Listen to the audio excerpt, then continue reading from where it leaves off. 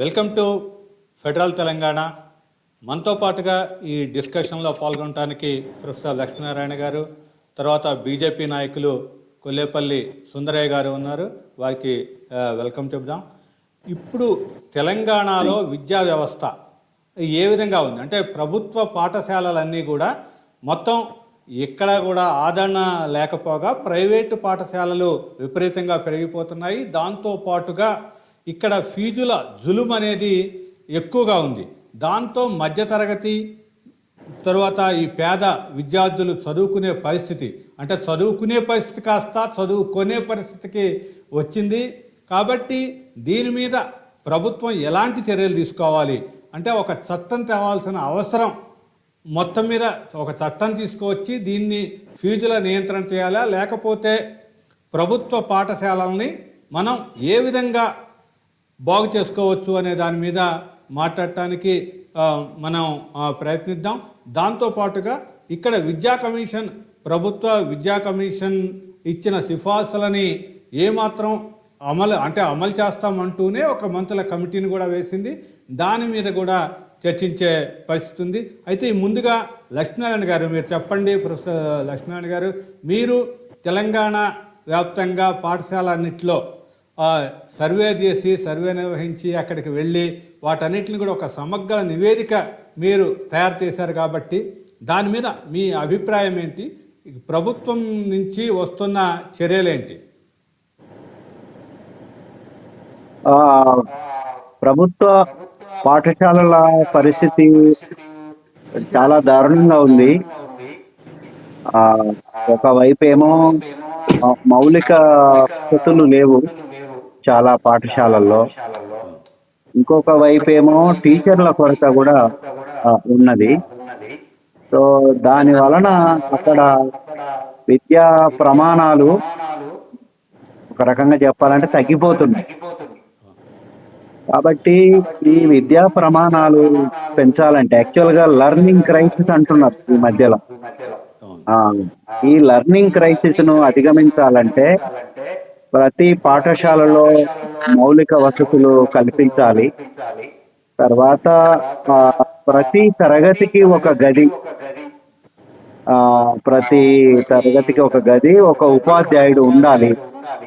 అప్పుడు మాత్రమే అక్కడ విద్యా ప్రమాణాలు పెరుగుతాయి. కానీ మనకు వాస్తవ పరిస్థితి ఎట్లా ఉందంటే మౌలిక వసతులకు సంబంధించి ఒకటే క్లాస్ రూమ్ ఉన్న పాఠశాలలు 3260 ఉన్నాయి. అలాగే మీకు తాగునీటి అంటే సేఫ్ డ్రింకింగ్ వాటర్, రక్షిత తాగునీటి సౌకర్యం లేని పాఠశాలలు 6000కు పైగా ఉన్నాయి. తర్వాత టాయిలెట్స్ లేని, అంటే ఇప్పుడు టాయిలెట్స్ అంటే అప్పుడప్పుడు ఏమవుతుందంటే రిపోర్ట్స్ లో అవి ఉన్నాయని రాస్తున్నారు, కానీ అక్కడ మనం చూస్తే ఏమవుతుందంటే అక్కడ దానికి వాటర్ ఫెసిలిటీ ఉండట్లేదు, ఏదో ఒకటి కట్టేస్తున్నారు, వదిలిపెడుతున్నారు. అట్లా మూత్రశాలలు లేనివి 6240 పాఠశాలలు ఉన్నాయి. సో ఇప్పుడు టీచర్స్కి వస్తే మాత్రము టీచర్స్ కూడా మీకు ఒక 1980 పాఠశాలల్లో విద్యార్థులే లేరు ఇప్పుడు. అయితే ప్రశ్న ఏంటంటే విద్యార్థులు ఎందుకు లేరు అనే ప్రశ్న అడిగే బదులు మన విద్యాశాఖ కానీ ప్రభుత్వాలు ఏం చేస్తున్నాయంటే వాటిని మూసేస్తున్నా. అంటే ప్రతి సంవత్సరం కూడా ప్రతి సంవత్సరం ఒక విద్యాశాఖకి ఒక బడ్జెట్ ఇవ్వటము, తరువాత ఆ బడ్జెట్ ఇస్తున్నామని అంటే అవి ఎట్లా ఖర్చు పెడుతున్నారు, ఇవన్నీ కూడా మౌలిక సదుపాయాలు లేని మొత్తం కూడా 6000కు పైగా పాఠశాలల్లో మౌలిక సదుపాయాలు లేవు అనేదైతే మీరు చేసిన సమగ్ర సర్వేలో తేలిన విషయం. తర్వాత మళ్ళీ 32 మొత్తం కూడా 32,000 దీంట్లో కూడా ఏకోపాధ్యాయ పాఠశాలలు ఉన్నాయి. ఇలాంటివన్నీ కూడా మీరు సమస్యలను చెప్తున్నారు. అయితే దీంట్లో ప్రభుత్వ స్కూల్స్ని అసలు వాటిని బాగు చేసినా పోయే పరిస్థితి ఉందా మనకి? అంటే వీటిలో అందరూ కూడా ప్రభుత్వ స్కూల్ అనగానే ఏదో చెప్పని బడిలే, ఏదో మనకి చదువు సాగదు అనే పరిస్థితి ఎందుకుందంటారు? అంటే తల్లిదండ్రులకి ఏమంటే అక్కడ ఒక నాణ్యమైన విద్య దొరుకుతుందా లేదా అనేది వాళ్ళ కన్సర్న్. అవును. అయితే ఎప్పుడైతే ఇటువంటివి పరిస్థితులు ఉన్నాయో ప్రభుత్వ పాఠశాలల్లో, అవును. వాళ్ళకి ఏంటంటే నమ్మకం లేదు. ఇక్కడ మంచి విద్య అందుతుందనే నమ్మకం పోయింది. మీకేందంటే నిజంగానే అక్కడ టీచర్స్ ఉండి, మౌలిక వసతులు ఉండి, తర్వాత అక్కడ మానిటరింగ్ వ్యవస్థ ఉంది. ఇలా ఉంటేనేమో నమ్మకం కలిగేది. కానీ అది లేకుండా ఉండే వరకు వాళ్ళకు నమ్మకం కలగట్లేదు. సో ప్రభుత్వం గూడా ఇప్పుడు మామూలుగా 15% ఇస్తామని మన తెలంగాణ ప్రభుత్వం గూడా తమ మేనిఫెస్టోలో రాసుకున్నది. అవును. కానీ మొన్న గత 2 బడ్జెట్‌లో మీకు 7.3%, 7.4% ఇట్లా నిధులే లేనప్పుడు యా. మిగతా పరిస్థితులు మెరుగుపరచడం కష్టం.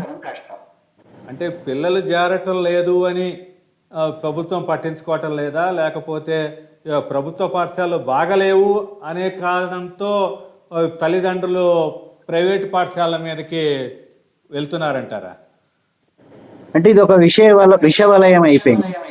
యా. ఎప్పుడైతే బడ్జెట్లు గత 12 సంవత్సరాలుగా తెలంగాణ రాష్ట్రంలో మీకు బడ్జెట్ చాలా తగ్గిపోయింది. ఈ తగ్గిపోవడం వలన ఈ మనం అనుకున్న మౌలిక వసతులు, తర్వాత ఉపాధ్యాయుల కొరత ఏర్పడింది. అలా ఏర్పడడం వలన పిల్లల సంఖ్య తగ్గిపోతుంది. పిల్లల సంఖ్య తగ్గిపోతుందని ప్రభుత్వం మళ్ళీ టీచర్స్‌ని ఇవ్వట్లేదు, మౌలిక వసతులు కల్పించడం లేదు. ఇదొక విషవలయం అయిపోయి మొత్తము ప్రభుత్వ పాఠశాలలు మూసివేతల దిశగా అవి పోతున్నాయి. ఈ ఈ సంవత్సరము 1980 పాఠశాలలు ఎలాగో విద్యార్థులు లేరు కాబట్టి మూసేస్తామని అంటున్నారు. కానీ విద్యార్థుల సంఖ్య పడిపోవటానికి కారణము ఇది మనం ఇంతకుముందు అనుకున్న పరిస్థితులు సరిగా లేవు.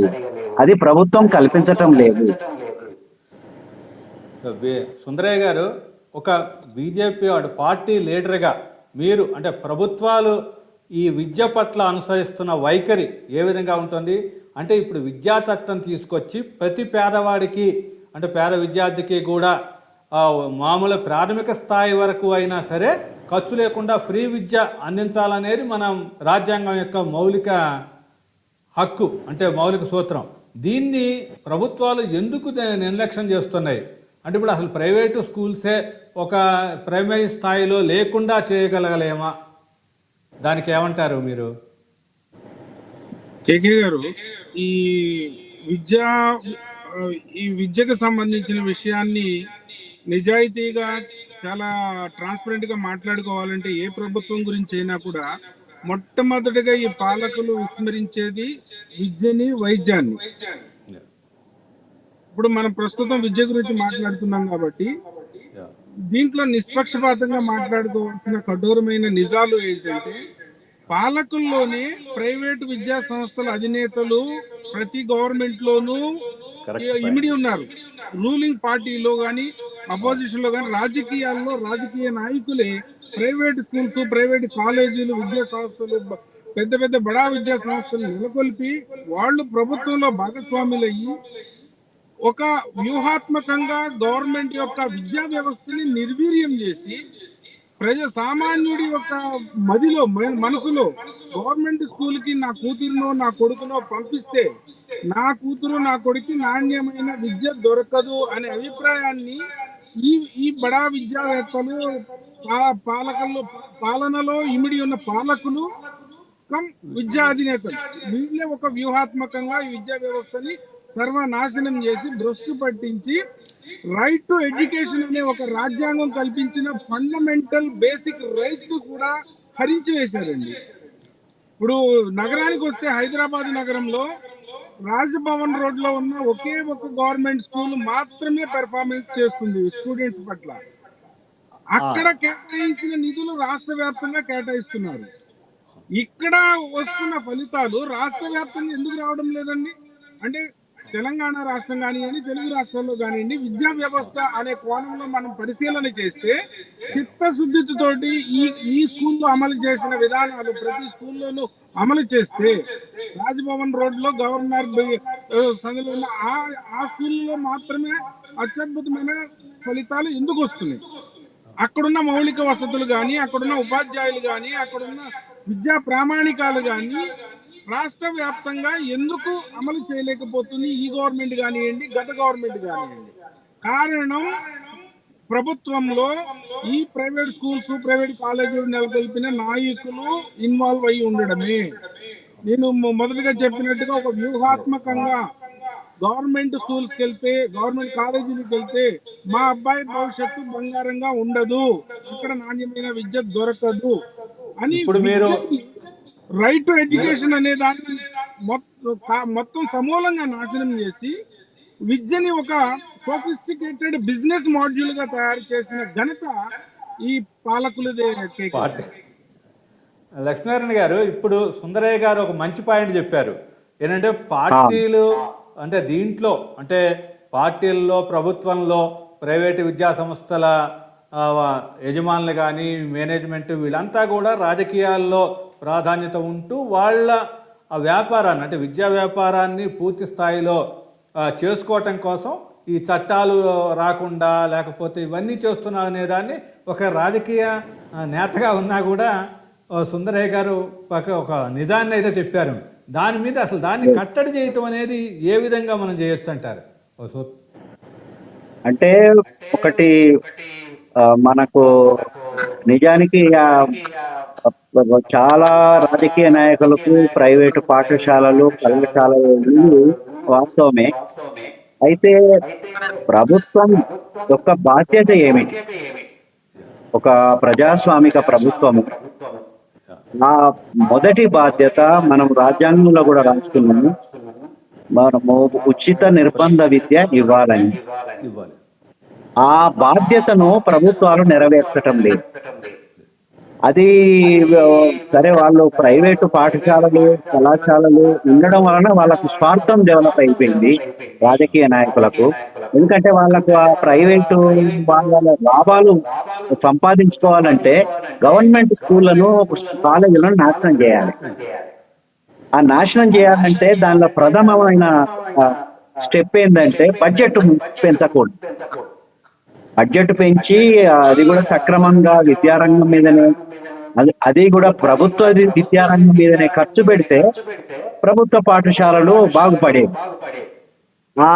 ఆ ప్రయోజనం ఉండడం వలన ఇది ఒకటి. ఇంకా రెండవది ఏంటంటే, మన లాంటి దేశంలో ఎక్కడనో ఒక మనువాద భావజాలం, అందరూ చదువుకోకూడదు, కొందరు మాత్రమే చదువుకోవాలి అనే ఒక భావజాలము ఈ రాజకీయ పార్టీలకు, రాజకీయ నాయకులకు తప్పకుండా వాళ్ళ మనసులో ఉంది కాబట్టి అది కూడా దీనిలో యాడ్ అయింది.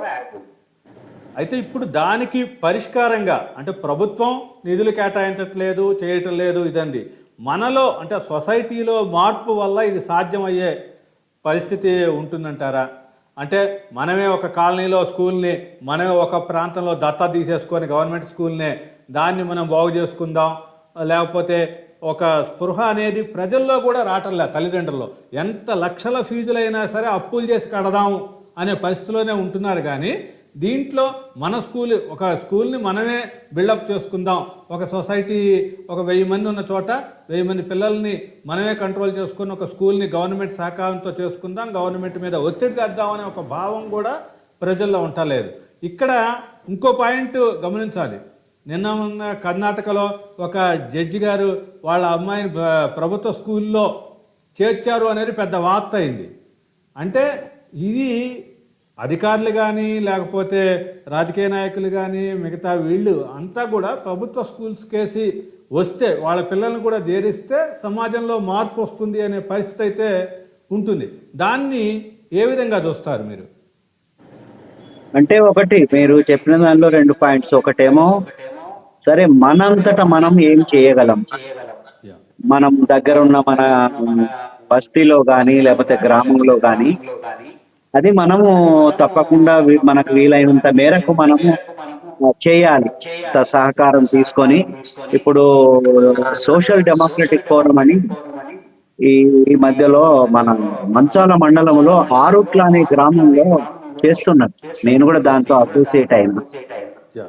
అక్కడ ఏంటంటే మనము సరే మనం కొంత మనకు తెలిసిన వాళ్ళు ఫారెన్ లో ఉంటే వాళ్ళ దగ్గర కొంత మనం సహాయం అడిగి దాంతో పాటు ఆ, అక్కడ అధికారులను వాళ్ళని వీళ్ళని కూడా అడిగి మనం చేస్తున్నాం. అది మన ఎలాగో చేయాలి. అక్కడ కొంత ఇంప్రూవ్మెంట్ కూడా జరిగింది. ఎందుకంటే తల్లిదండ్రులకు ఎప్పుడైతే నాణ్యమైన విద్య దొరుకుతుంది అనే నమ్మకం కలుగుతుందో ఇక వాళ్ళు గ్యారంటీగా ప్రైవేట్ నుంచి ఇటు మళ్ళుతారు. అవును. అది కలిగించాలనంటే ఇటువంటి మనం కొన్ని చేస్తాం, కానీ మనము ఒక వ్యక్తులుగా ఎన్నని చేస్తాం. రాష్ట్రంలో 26,000 పాఠశాలలు ఉన్నాయి.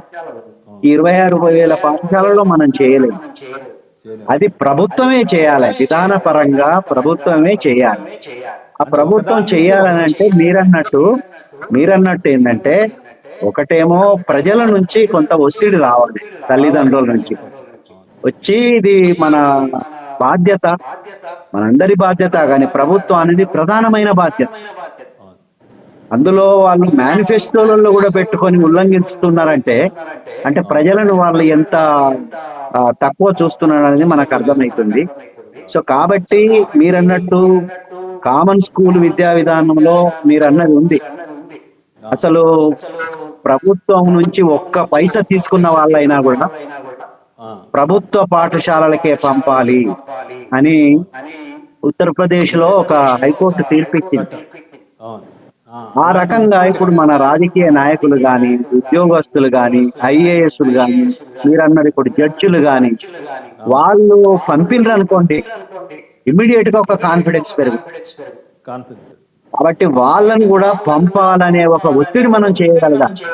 చేయగలం. అవును. అది తల్లిదండ్రుల నుంచి తర్వాత సివిల్ సొసైటీ నుంచి మనం పెద్ద ఎత్తున ప్రజాభిప్రాయాన్ని సమీకరించడం అనేది చాలా అవసరం.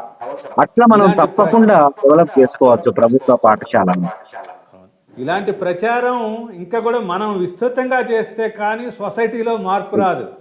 దీంట్లో ఎగ్జాక్ట్లీ, సుందరయ్య గారు, ఎగ్జాక్ట్లీ. యా సుందరయ్య గారు, ఇప్పుడు గ్రామాల్లో ఇంతకు ముందు గ్రామాల్లో ఇంచుమించు ప్రభుత్వ స్కూల్స్కే 10వ తరగతి దాకా అయినా వెళ్ళేవాళ్ళు. ఇప్పుడు అక్కడ కూడా ప్రైవేట్ స్కూల్స్ ఎక్కువ, పక్కనుండే స్కూల్స్ ఎక్కువైపోవటం, వీటిని టౌన్స్లోకి పంపించటం ఇదంతా జరుగుతుంది. దీన్ని అంటే అరికట్టడానికి ఇంకేమన్నా ఒక తగిన సూచనలు ఏమన్నా మీ నుంచి ఏమన్నా చేయగలుగుతారా? ఒకటి సార్, ఇప్పుడు మీ జనరేషన్ కంటే ముందు జనరేషన్ కూడా ఎప్పుడు కూడా ప్రైవేట్ స్కూల్స్ అనేవి ఎక్కడ అందుబాటులో ఉండేవి కాదు. ఒకప్పుడు ఉండే. అవును. ఎప్పుడు ఉండేవి కాదు. ఓన్లీ గవర్నమెంట్ స్కూల్స్ లో చదివి కలెక్టర్లు అయ్యారు, అంతకంటే పెద్ద పెద్ద స్థానాల్లో కూడా చేరుకున్నారు. ఎప్పుడైతే ఈ విద్యని ఒక వ్యాపారాత్మకంగా మార్చాలని ఒక ప్రభుత్వాలే ఒక కుట్ర కోణంతో ఒక ఆలోచన, అది 20 సంవత్సరాలు, 40 సంవత్సరాలు, 50 సంవత్సరాల క్రితం మొదలైందో అప్పటి నుంచే విద్యా వ్యవస్థ మొత్తం కలుషితం అయిపోయింది.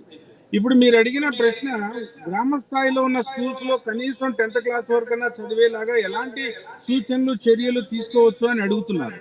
దానికి గవర్నమెంట్ నుంచే ఒక ఒక స్థానిక గ్రామ కమిటీలని, స్థానిక కమిటీలుగా ఆ ప్రజల్ని భాగస్వాములు చేసి, ఇప్పుడు లక్ష్మీనారాయణ గారు అన్నారు, మంచాల మండలంలో ఒక స్కూల్లో ఒక ప్రైవేట్ భాగస్వామ్యం తోటి మేము నిర్వహిస్తున్నాము, ఒక మోడల్ గా, ఒక రోల్ మోడల్ గా అది ఫలితాలు ఇస్తుందని.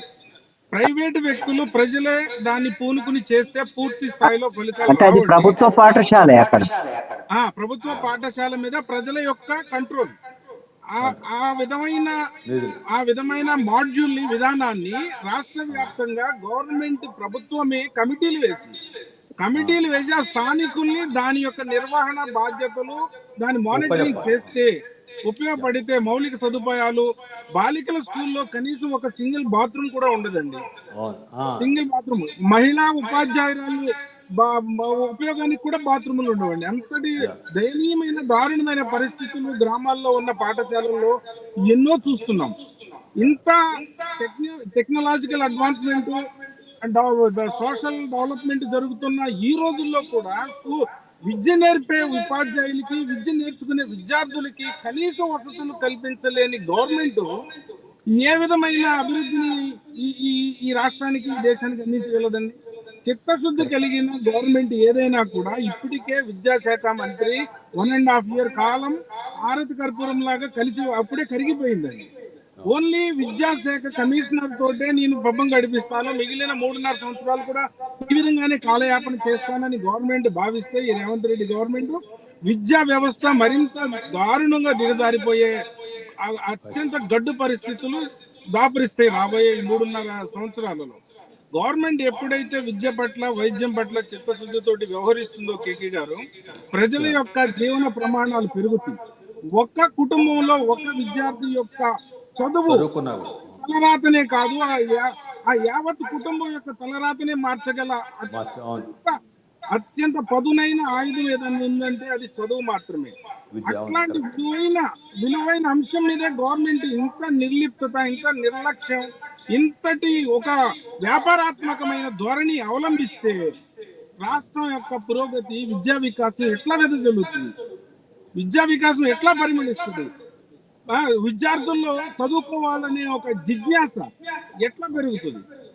ఇప్పుడు విద్య దాదాపుగా 35 లక్షల మంది ప్రైవేటు స్కూల్స్ లో 35 లక్షల మంది విద్యార్థులు ప్రైవేట్ స్కూల్స్ లో చదువుతున్నారండి. ఈ 35 లక్షల మంది విద్యార్థులకి మౌలిక సదుపాయాలు ఉండొచ్చు, కానీ క్రీడా స్ఫూర్తి కలిగించే సౌకర్యాలు ఎక్కడన్నా ఉన్నాయి?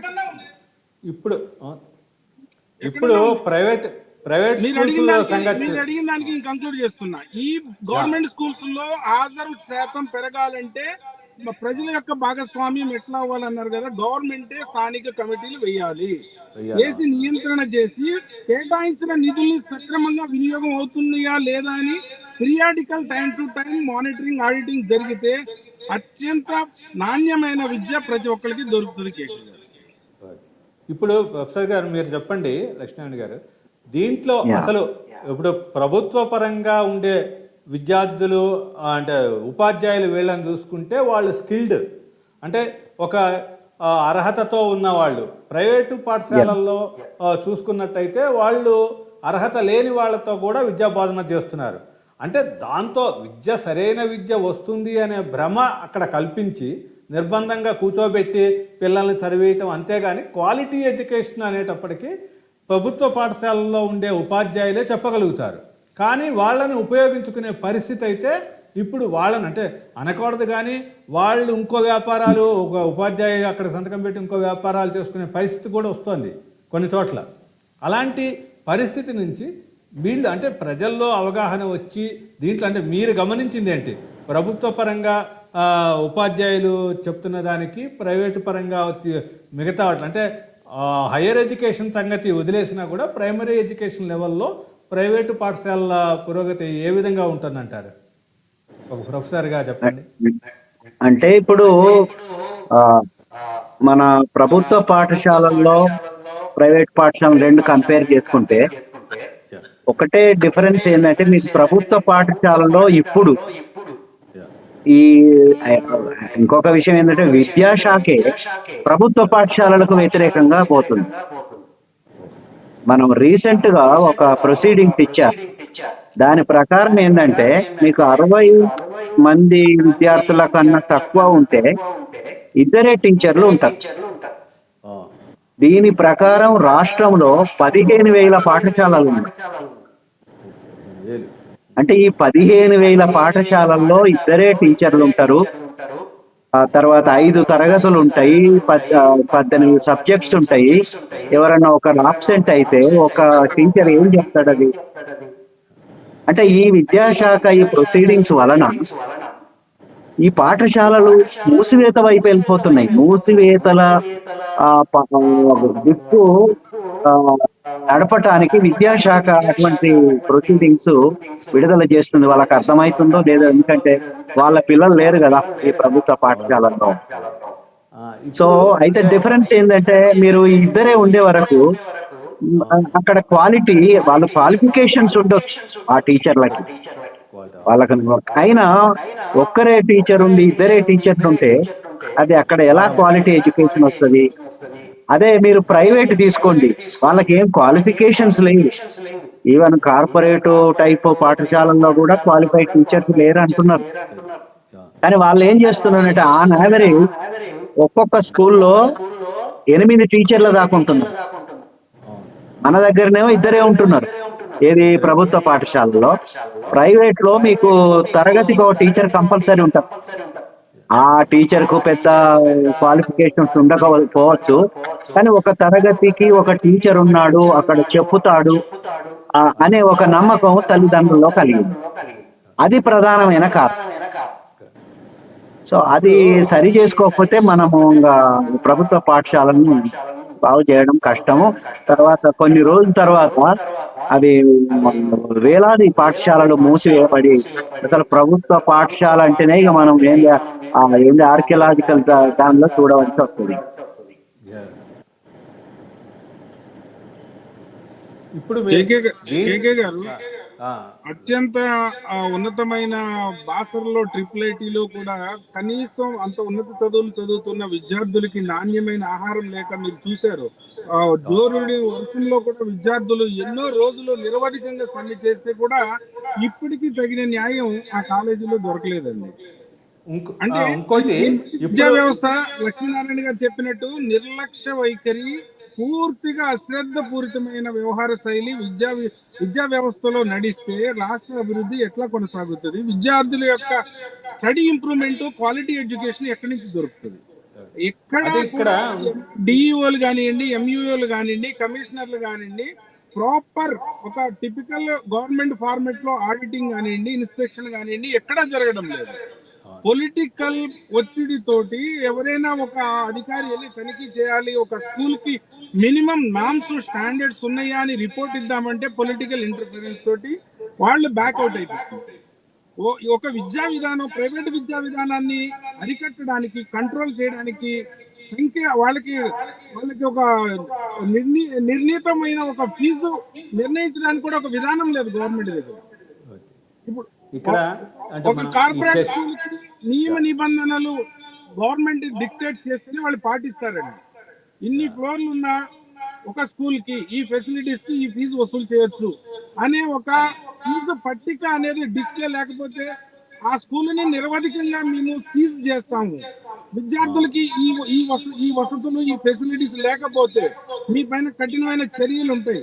గవర్నమెంట్ ఈ విద్యా వ్యవస్థ మీద సీరియస్ గా ఉంది అనే సంకేతాలు చిన్న స్కూల్ కి, పెద్ద స్కూల్ కి, మీడియం స్కూల్ కి, కార్పొరేట్ స్కూల్ కి ఒక విధి విధానాలు ఖరారు చేయనంత కాలం ఈ విద్యా వ్యవస్థ విచ్చలవిడితనం అనేది ఈ విధంగానే కొనసాగుతుంది. ప్రైవేట్ స్కూల్స్ లో చదివించే వాళ్ళ తల్లిదండ్రులు, పేద తల్లిదండ్రుల యొక్క ఆర్థిక భారం సంవత్సరం కూడా అనేక రెట్లు పెరిగిపోతుంది. ఏదైనా స్కూల్లో, ప్రైవేట్ స్కూల్లో ఒక విద్యార్థిని, ఒక అమ్మాయిని, అబ్బాయిని జాయిన్ చేయించాలంటే వాళ్ళ దగ్గర ఆర్థిక వనరులు లేకపోయినా కూడా ప్రైవేట్ ఫైనాన్సర్లు వాళ్ళ ఫీజు విషయంలో జొరబడి మేము ఫైనాన్స్ చేస్తామని వాళ్ళకి మొయ్యలేని వడ్డీ భారంతో వాళ్ళ జీవితాలు కుంగిపోతున్నాయి. కేకే గారు, ఎప్పటి వరకు అయితే ఒక గవర్నమెంట్ ఒక నిర్దిష్టమైన ప్రణాళిక, ఒక విధానం పట్ల సీరియస్ గా లేకపోతే ఈ విద్యా వ్యవస్థ నానాటికి కుంటుపడటం, దిగజారిపోవడం తప్ప సామాన్యుడికి ఈ విద్య అనేది అందని ద్రాక్ష పండులోనే తయారయ్యే రోజులు అత్యంత దగ్గరగా ఉంది. ఎందుకంటే విద్య కానివ్వండి, వైద్యం కానివ్వండి, సామాన్యుడికి నాసిరకం విద్య, నాసిరకం వైద్యం తప్ప ఒక క్వాలిటీ ఎడ్యుకేషన్ అనే సిస్టమ్ ఈ గవర్నమెంట్లో కానీ, ప్రీవియస్ గవర్నమెంట్లో కానీ జరగలేదు. ఇప్పటికైనా ఈ గవర్నమెంట్ కళ్ళు తెరిచి ఒక కఠినమైన నిర్ణయాలు నిర్దేశించాలని డిమాండ్ చేస్తున్నాం. దీంట్లో అంటే ప్రభుత్వ పరంగా డ్రాప్అవుట్స్ అవుతున్నారు ప్రభుత్వ పాఠశాలల్లో అనే దానికి ఒక చికిత్సగా విద్యా కమిషన్ సిఫార్సు చేసిందో ఏంటో, కానీ ఇక్కడ ఎల్కేజీ, యూకేజీ లేకుండా ఫస్ట్ క్లాస్ నుంచే ప్రభుత్వ పాఠశాలలు ఉండటం వల్ల అందరూ కూడా ప్రైవేట్ కేసి వెళ్తున్నారు అనే భావంతో ఈ సంవత్సరం నుంచి తెలంగాణ ప్రభుత్వం మొత్తం ఎల్కేజీ, యూకేజీ సిస్టమ్ని కూడా తీసుకొచ్చింది. దాన్ని మీరు ఏ విధంగా చూస్తారు? అంటే దానికి నిధులు ఇచ్చిందా అంటే అంగన్వాడీలని దానికి జోడించి అంగన్వాడీ కేంద్రాల వాళ్ళని ఇక్కడికి తీసుకొద్దాము అనే ఒక భావనే అక్కడ కనిపిస్తోంది. దానికి నిధులు కానీ, ప్రత్యేక ఒక వ్యవస్థ కానీ ఇది లేదు. కానీ దాన్ని మీరు ఏ విధంగా చూస్తారు?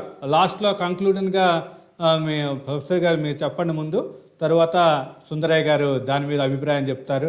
దాన్ని అంటే విద్యా వ్యవస్థ దీంతో కొద్దిగా ప్రభుత్వ స్కూల్స్లో జాయిన్ చేయటం మొదలు పెడతారంటారా?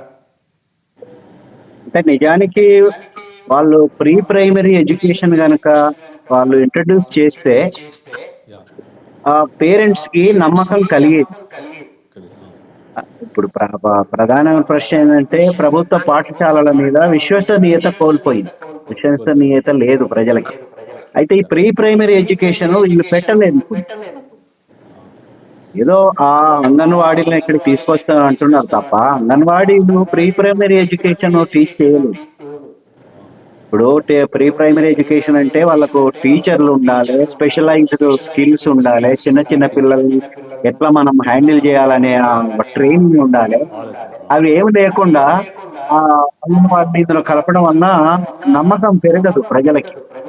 కాబట్టి ఇప్పటికైనా ప్రభుత్వం విధాన పరంగా ప్రీ ప్రైమరీ ఎడ్యుకేషన్ ఇంట్రడ్యూస్ చేసి దానికి సెపరేట్ గా టీచర్స్ ను తర్వాత వాళ్ళకు ట్రైనింగ్ ఇచ్చి చేస్తే తప్ప ఇక్కడ స్ట్రెంగ్త్ పెరిగే అవకాశాలు లేవు. అందుకోసమే విద్యా కమిషన్ వాళ్ళు అది రికమెండ్ చేసినట్టున్నారు, కానీ రికమెండేషన్ వాళ్ళు అమలు చేయట్లేదు. అంటే సో వీళ్ళు అది సమస్య. విద్యా కమిషన్ ఇంకొన్ని మెరుగైన వాటిని అంటే ఫీజుల నియంత్రణ ఎట్ట చేయాలి, దానికి ఒక చట్టం తేవాలి. తర్వాత చట్టం తేకపోతే వాళ్ళు వినే పరిస్థితి లేరు. ఎందుకంటే ఏదో ఒక జీవో ఇచ్చారు గవర్నమెంట్ అనగానే వాళ్ళు కోర్టుకు వెళ్తారు, కోర్టు నుంచి మళ్ళీ దాని స్టే వచ్చేస్తుంది, లేకపోతే ఇది జరుగుతుంది. కానీ దానికి సమగ్ర చట్టం ఉండాలి. ఒక అంటే మౌలిక సదుపాయాలు ఎన్ని ఉన్నాయి, టీచర్స్ ఎంతమంది ఉన్నావు, నీ ఎక్స్పెండిచర్ ఎంత అవుతుంది అనేది చూసుకున్న తర్వాత ఇగో ఇంత ఫీజు అనేది గవర్నమెంట్ నిర్ణయిస్తే దాన్ని బట్టి వాళ్ళు వసూలు చేసుకోవచ్చు. కార్పొరేట్ పాఠశాలల పేరు చెప్పేమో లక్షలు లక్షలు చూస్తున్నారు, కొంతేమో మిడిల్ క్లాస్, కొంతమంది దానికి ఫీజులు తక్కువ తీసుకుంటున్నా కూడా అందరూ కూడా ఒక న్యాయం అయితే జరగట్లేదు మనం. కాబట్టి ఒక చట్టం రాకపోతే అది వచ్చే పరిస్థితి అయితే లేదు. దాని మీద మీరు భావన ఏంటి చెప్పండి.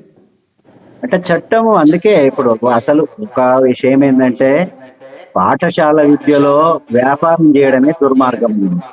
అది ఎవరైనా పర్లేదు, రాజకీయ నాయకులైనా వ్యాపారవేత్తలైనా పర్టికులర్ గా పాఠశాల విద్యను లాభాలు సంపాదించే రంగంగా అనుకోవడమే ఒక దుర్మార్గమైన ఆలోచన. సరే ఇప్పుడు ఎలాగో వచ్చినాక కనీసం వాటి మీద రెగ్యులేషన్ లేదు. అసలు అక్కడ ఏ రకమైన టీచర్లకు క్వాలిఫికేషన్స్ ఉన్నాయా లేదా, వాళ్ళు సరిగా చెప్తున్నారా లేదా, వాళ్ళు ఏ పుస్తకాలు చెప్తున్నారు, మన ప్రభుత్వం పబ్లిష్ చేసిన పుస్తకాలు చెప్తున్నారా లేదా, అక్కడ ఏమీ ఒక రకమైన రెగ్యులేషన్స్ లేవు. అక్కడ తర్వాత కార్పొరేట్ కళాశాలను అయితే మనకు విద్యార్థులను ఎంత హింసిస్తున్నారు. మనకు ఓన్లీ వాళ్ళు ఆత్మహత్యలు చేసుకొని వందలాది మంది విద్యార్థులు ఆత్మహత్యలు చేసుకున్నప్పుడే అప్పుడప్పుడు కొన్ని విషయాలు బయటకు వస్తున్నాయి. వాళ్ళని హింసించడము, తిండి సరిగా పెట్టకపోవడము, క్లాసు ముందు ఇన్సల్ట్ చేయడము, ఆత్మహత్యలు చేసుకునేటట్టు ప్రోత్సహించడము. కాబట్టి వీటి మీద తప్పకుండా మీరన్నట్టు ఒక చట్టం రావాలి, దాని మీద రెగ్యులేషన్ ఉండాలి. ఇవి అన్ని నాగరికత దేశాలలో ఉన్నాయి. ఐ థింక్ మన దేశం, మన రాష్ట్రం ఇంకా నాగరిక సమాజంగా మారలే. అందుకోసం ఇప్పటికీ ఒక చట్టం లేదు, ఒక నియంత్రణ లేదు ప్రైవేట్ మీద. అందుకోసమే ఏంటంటే ప్రభుత్వ పాఠశాలలను బలోపేతం చేయడం, ప్రైవేటు పాఠశాలలను నియంత్రించడం అనే ఒక విధానపరమైన నిర్ణయం జరగాలి. అప్పుడు మాత్రమే కొంత మనం పాఠశాలలు మెరుగయ్యే అవకాశం ఉంది. సుందరయ్య గారు, అదే మీరు ముందే చెప్పారు, ఆరోగ్యం అంటే విద్య తర్వాత వైద్యం ఇవన్నీ కూడా అందరికీ ఫ్రీగా అందుబాటులో ఉండాలి ఇదంతా అని. కాబట్టి ఇప్పుడు అది మొత్తం కూడా అందరూ విద్యను కొనుక్కోవటమే వైద్యాన్ని కొనుక్కోవటమైన పరిస్థితి వచ్చింది. కాబట్టి ఇంకా అసలు దీని మీద అంటే ఇంకా కొన్ని ప్రభుత్వం ఇది చేస్తే, లేకపోతే ప్రజల్లో ఈ మార్పు వస్తే విద్యా వ్యవస్థ బాగుపడుతుంది, ఫీజుల్ని కొద్దిగా తగ్గించవచ్చు అంటానికి కంక్లూజన్గా ఒక సూచన అయితే మీ నుంచి తీసుకురండి. కేకే గారు, మీరు ఉమ్మడి ఆంధ్రప్రదేశ్ కానివ్వండి, ఇప్పుడు సపరేట్ అయిన తెలంగాణ రాష్ట్రం కానివ్వండి, విద్యా విషయానికి వస్తే వైద్యం పరంగా తర్వాత మాట్లాడదాం. ప్రస్తుత చర్చ అనేది విద్యా విషయం మీద కాబట్టి గవర్నమెంట్ విద్యా వ్యవస్థలో కావాల్సిన ఇన్ఫ్రాస్ట్రక్చర్ ఏ ప్రైవేట్ విద్యా రంగాల్లో లేదు. అంటే దీనిని కావాలని ఒక ఉద్దేశపూర్వకంగా దీన్ని కుంటుపడేలాగా చేశారు. ఇప్పుడు మీరు ఒక ఉదాహరణకి ఒక ప్రైవేట్ స్కూల్ తీసుకుంటే ఆ ప్రైవేట్ స్కూల్ యొక్క విస్తీర్ణం చూడండి, గవర్నమెంట్ స్కూల్ యొక్క విస్తీర్ణం చూడండి. అపార్ట్మెంట్లో ఉన్నాయి అంతే. అపార్ట్మెంట్ లో ఉంటే ఒక 200-300 గజాల విస్తీర్ణంలో 1వ తరగతి నుంచి 10వ తరగతి వరకు తరగతుల నిర్వహణ ప్రైవేట్ రంగంలో ఉంది. మీరు రాష్ట్ర వ్యాప్తంగా గమనిస్తే సార్ చెప్పినట్టు 15,000 స్కూల్స్ యొక్క విస్తీర్ణం చూస్తే నిజంగా ఏ ప్రైవేట్ స్కూల్ కి అంతటి విస్తీర్ణం, అంతటి ఎక్స్టెంట్, అంతటి ఇన్ఫ్రాస్ట్రక్చర్ లేదండి. ఏ గవర్నమెంట్ టీచర్ అయినా, మేల్ అయినా ఫిమేల్ అయినా, గవర్నమెంట్ టీచర్ గా రిక్రూట్ చేయబడాలంటే వాళ్ళు ఎంతో కఠినమైన ఇంటర్వ్యూలు, ఎగ్జామ్స్ ఎదుర్కొని వాళ్ళు నియామకాలు, అపాయింట్మెంట్ కాబడతాయి. అంతటి క్వాలిఫైడ్ టీచర్స్ నుంచి విద్యార్థులకి అందాలి అంటే మీరు చెప్పారు ఇప్పుడు అలా ఆ గవర్నమెంట్ వ్యవస్థని బలోపేతం చేస్తే ఈ ప్రైవేట్ స్కూల్ వాళ్ళ పెత్తనము, జులుము తగ్గిపోతుంది. తల్లిదండ్రుల్లో గవర్నమెంట్ విద్యా వ్యవస్థ మీద నమ్మకం పెరుగుతుంది. ఇప్పుడు మన దేశంలో 15 రాష్ట్రాల్లో ప్రైవేట్ స్కూల్స్ ఫీజు నియంత్రణకి చట్టాలు తీసుకొచ్చిందండి. మన భారతదేశంలోనే పశ్చిమ బెంగాల్ కానివ్వండి, తమిళనాడు కానివ్వండి, కర్ణాటక, పక్కనున్న కర్ణాటకలో కూడా అనేక రాష్ట్రాల్లో ప్రైవేటు విద్యా సంస్థలు విచ్చలవిడిగా ఫీజులు పెంచుకోకూడదు, ఈ విధమైన ఈ నిబంధనలు, రూల్స్ పాటించాలని ఒక చట్టాన్ని తీసుకొచ్చింది. అలాంటి చట్టం ఈ తెలంగాణ రాష్ట్రంలో కూడా విద్యా వ్యవస్థలో తీసుకురావాలి. ఈ కొత్త గవర్నమెంట్ అంటే 1.5 year అయింది. ఇప్పుడు కొత్త గవర్నమెంట్ అనడానికి కూడా లేదు. ఈ కొత్త గవర్నమెంట్ వచ్చిన తర్వాత తిరుపతిరావు కమిటీ అని విద్యా కమిషన్, ఒక మంత్రుల సమక్షంలో తిరుపతిరావు కమిటీ అనేక విలువైన సూచనలు కమిటీ రిపోర్ట్ ఇచ్చిందండి. ఆ తిరుపతిరావు కమిటీ యొక్క సూచనలు అమలు చేసినా కూడా సామాన్యుడికి నాణ్యమైన విద్య దొరుకుతుంది. ప్రతి ఒక్క ప్రైవేట్ కాలేజీ, ప్రైవేట్ స్కూల్స్ లో గవర్నమెంట్ కు సంబంధించిన ఫీజుల యొక్క వివరాలు పొందుపరచాలి. అలా ఏ విధమైన ఏ కాలేజీ కానీ, ఏ స్కూల్ కానీ వ్యవహరించకపోతే ఆ కాలేజీ మీద, స్కూల్స్ మీద గవర్నమెంట్ తరఫున కఠినమైన నిర్ణయాలు ఉండి ఆ చట్టాన్ని అమలు చేయని ఏ విద్యా వ్యవస్థనైనా సరే, ఏ విద్యా సంస్థనైనా సరే నిరవధికంగా దాన్ని మూసివేయబడాలి, సీజ్ చేయాల్సిందే. అలాంటి భయం ఉన్నప్పుడేనండి విద్యార్థులకి నాణ్యమైన విద్య దొరుకుతుంది, తల్లిదండ్రులకి భరోసా పెరుగుతుంది. సార్ లక్ష్మీనారాయణ గారు, ఇక్కడ అంటే తెలంగాణ విద్యా పరిరక్షణ కమిటీ సభ్యు ఒక దీని ఆర్గనైజర్గా మీరు ప్రభుత్వానికి ఇచ్చే లాస్ట్గా ఫైనల్ ఎండింగ్ చేస్తూ ప్రభుత్వానికి ఇచ్చే సూచన ఏంటి? అంటే ఈ ప్రభుత్వ విద్య బాగుపడటం, తర్వాత ప్రభుత్వ పాఠశాల బాగుపడటం, తర్వాత ప్రైవేటు పాఠశాలలో ఫీజుల నియంత్రణ, ఈ విషయంలో ముఖ్యంగా ఎండ్ చేస్తూ దీన్ని మన డిబేట్ని ఎండ్ చేస్తూ ఒక సలహాని ప్రభుత్వానికి ఏ విధంగా ఇస్తావో చెప్పండి. ఫస్ట్ ఏంటంటే, ఇప్పుడు విద్యాశాఖ ఏదైతే ఒక ప్రొసీడింగ్స్ ఇచ్చిందో, మా సలహా ఏంటంటే, వాళ్ళు 10 విద్యార్థుల ఉంటే ఒక టీచర్ అన్నారు, 10 నుంచి 60 లోపు ఉంటే 2 టీచర్లు అన్నారు. మేమనేది ఏంటంటే, ఎందుకంటే ఇప్పుడు మనకి 2 టీచర్లు స్ట్రెంత్ చూస్తే 15,000 పాఠశాలల్లో మనము 2 టీచర్లతోనే ఎండప్ అవుతాం. దానివల్ల ఉన్న ప్రమాణాలు తగ్గిపోతాయి. మేమనేది ఏంటంటే, 31 విద్యార్థి, 10 నుంచి 31 విద్యార్థి ఉందనుకో ఆ స్కూల్లో, 2వ టీచర్ ఇవ్వని అడుగుతాం. ఆ తర్వాత 31 నుంచి 51 అనుకో, అంటే 20 పెరుగుతాయి, అక్కడ 3వ టీచర్ ఇవ్వమంట.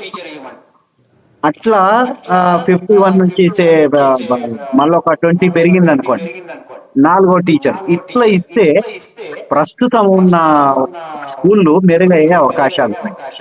అంటే 10 విద్యార్థులు ఉన్నప్పుడు ఒక టీచరు, ఆ తర్వాత 20 పెరిగినప్పుడు ఒక్కొక్క టీచర్ ఇచ్చుకుంటూ పోవాలి. ఎందుకంటే ఇప్పుడు మనకు ఆల్రెడీ 11,000 పోస్టులు ఏదో నింపారు ఈ మధ్యలో. అది ఫస్ట్ స్టెప్ కనుక తీసుకుంటే తప్పకుండా కొంత మనము మెరుగుదల అవుతుంది. ఇక రెండో విషయం ఏంటంటే, మౌలిక వసతులు. భూమి ఉంది కానీ ప్రభుత్వ పాఠశాలకు మౌలిక వసతులు లేవండి. చాలా దగ్గర సింగిల్ రూమ్ స్కూల్స్ ఉన్నాయి, సింగిల్ టీచర్ స్కూల్స్ ఉన్నాయి, డ్రింకింగ్ వాటర్ లేని ఉన్నాయి. టాయిలెట్స్ లేని స్కూల్స్ ఉన్నాయి. సో యుద్ధ ప్రాతిపదికన ముఖ్యమంత్రి చిత్తశుద్ధితో ఆయనకున్న డిస్క్రిప్షన్ పవర్ తో కొన్ని ఫండ్స్ కేటాయించి, సరే బడ్జెట్ లో ఏదో 7% అన్నారు, 7.3 అన్నారు, అది ఓకే. యుద్ధ ప్రాతిపదికన అవి మౌలిక వసతులు కల్పించి, మూడవది ఏంటంటే మానిటరింగ్ లేదు. యా. ఇప్పుడు టీచర్స్ ఏం చేస్తున్నారు, పాఠాలు చెప్తున్నారా లేదా, మరి వాళ్ళు టైంకి వస్తున్నారా లేదా, ఆ పిల్లల యొక్క స్టాండర్డ్స్ ఏంటి అని తెలుసుకోవటానికి ఒకప్పుడు మనకు అందరికీ తెలుసు. నాదర్ సాబ్ అని అప్పుడు అనే వాళ్ళు వస్తున్నాడు అని అంటే మొత్తం స్కూల్ అంతా ఒక 15-20 రోజుల నుంచి ప్రిపేర్ అయ్యేది. సార్లు కూడా వచ్చి "ఇగో ఈ ప్రశ్న వాళ్ళు అడిగితే ఇలా జవాబులు చెప్పండి" అని నేర్పేవాళ్ళు అప్పుడు. ఇప్పుడు ఎవరూ లేరు అక్కడ. మీకు ఎట్లా పరిస్థితి ఎలా అయిపోయిందంటే 33 జిల్లాలు ఉంటే 29 జిల్లాలకు డిఈఓలు లేరండి. అవునులే. అట్లా ఏం మానిటరింగ్ ఉంటుంది ఇక? అవును. 539 మండలాలు ఉంటే 523 మండలాల్లో ఎంఈఓలు లేరు. ఏమి విద్య నడుస్తుంది అక్కడ? సో కాబట్టి ఇది ఒకవైపు వాళ్ళు యుద్ధ ప్రాతిపదికన నింపాలి. రెండో వైపు ప్రైవేట్ స్కూళ్ళకు సంబంధించి తప్పకుండా, ఇంతకుముందు వాళ్ళు అన్నట్టు తిరుపతిరావు కమిటీ ఉంది, but Tirupati Rao committee only higher education సంబంధించి, పాఠశాల విద్యకు సంబంధించి ఇంతవరకు దాని మీద ఒక రెగ్యులేషన్ అంటూ లేదు. ఇష్టం ఉన్నంత ఫీజులు వసూలు చేసి మధ్య తరగతిని దోచుకుంటున్నారు. సో కాబట్టి అక్కడ అది మామూలుగా అన్ని దేశాలలో, అన్ని రాష్ట్రాలలో జరిగేది కాదు. మనం ఒక చట్టం తీసుకొచ్చి ఈ ప్రైవేటు, సరే వాళ్ళకి ఏదో ఉంటది, వాళ్ళ ఖర్చు సంబంధించి ఏదో కొంత మినిమం ఫీజు అనేది తప్పకుండా ఫిక్స్ చేయాలి. తర్వాత లోపల మరి క్వాలిఫైడ్ టీచర్స్ ఉన్నారా లేదా అనేది కూడా చూడాలి. ఎందుకంటే మనకు నాణ్యమైన విద్య కావాలి. ఇప్పుడు విద్యా ప్రమాణాలు తగ్గిపోవడంలో ఓన్లీ ప్రభుత్వ పాఠశాలల్లోనే కాదు, ప్రైవేటు పాఠశాలల్లో కూడా విద్యా ప్రమాణాలు లేవు. తగ్గిపోయినా. కనుక అక్కడ కూడా క్వాలిఫైడ్ టీచర్స్ ఉన్నారా లేదా, తర్వాత అక్కడ ఇన్ఫ్రాస్ట్రక్చర్ ఉందా లేదా, తర్వాత ఫీజులు ఒక రీజనబుల్ పద్ధతిలో ఉన్నాయా లేవా, ఇవన్నీ నియంత్రించడానికి ఒక చట్టం తీసుకురావాలనేది నేను భావిస్తున్నాను. ఆ ప్రభుత్వము చొరవ తీసుకొని ఆ చట్టాన్ని తీసుకురావాలి. ఓకే అండి, థ్యాంక్ యూ అండి. మనం ఈ ప్రభుత్వానికి తగిన సూచనలు చేయగలిగినట్టే చెప్పొచ్చు. ఇక్కడ ప్రభుత్వం తూతూ మంత్రంగా ఎప్పుడైతే ఏదో విద్యా సంవత్సరం ప్రారంభం సమయంలో ఇది చేసాం అది చేసాం అనకుండా చిత్తశుద్ధితో ఒక చట్టం తీసుకొచ్చి ప్రాథమిక విద్యను కానీ నాణ్యతని పెంచి, తరువాత ఈ ప్రైవేటు ఫీజుల భారం కూడా పెరగకుండా చూసినాడే ఈ మొత్తం విద్యా వ్యవస్థ, ప్రభుత్వ విద్యా వ్యవస్థ లైన్లోకి వస్తుందని చెప్పొచ్చు. కాబట్టి ఇంతటితో ఈ డిబేట్ని ముగిద్దాం. దాని డిబేట్లో పాల్గొన్న లక్ష్మీనారాయణ గారికి, తర్వాత సుందరయ్య గారికి ప్రత్యేక ధన్యవాదాలు. థ్యాంక్ యూ అండి. Thank you very much.